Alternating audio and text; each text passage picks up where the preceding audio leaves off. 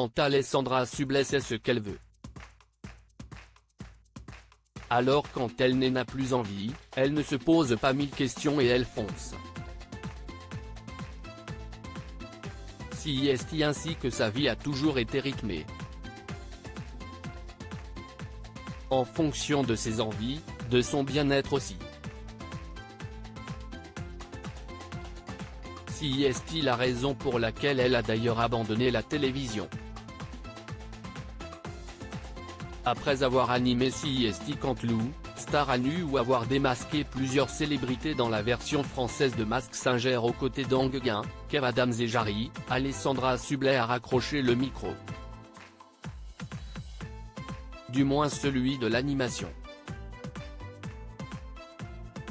Car si elle a fait ses adieux au petit écran et à la présentation d'émissions de télé, hors de question de ne plus faire parler d'elle.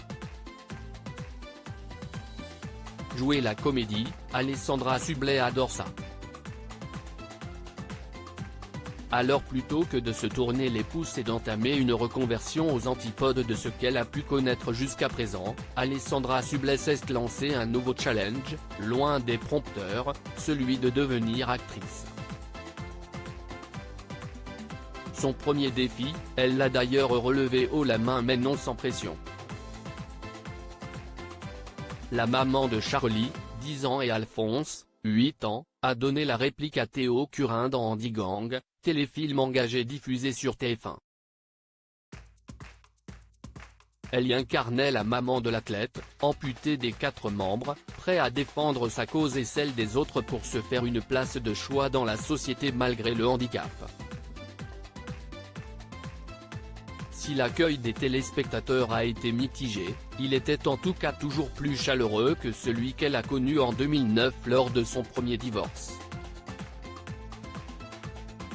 Loin de l'exemple que vous donnez avant d'épouser Clément Miseré et de fonder une famille avec lui, Alessandra Sublet a connu un premier mariage éclair de quelques mois à l'issue duquel elle s'est elle-même remise en question. Plus tôt, ce matin-là, assise dans un café près du tribunal, je me suis pourtant copieusement flagellée, me disant que j'étais folle, inconscient, totalement immature de m'être mariée pour divorcer en un temps record, écrivait-elle dans Jean-Mère de Cendrillon, son livre autobiographique paru aux éditions Robert Laffont.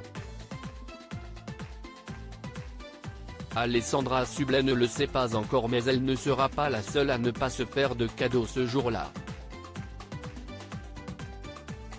En débarquant dans la salle où se trouvaient la juge et son futur ex-mari, l'animatrice s'est pris une sacrée réflexion en pleine face, ce n'est pas tous les jours que l'on acte le divorce d'une marieuse d'agriculteur.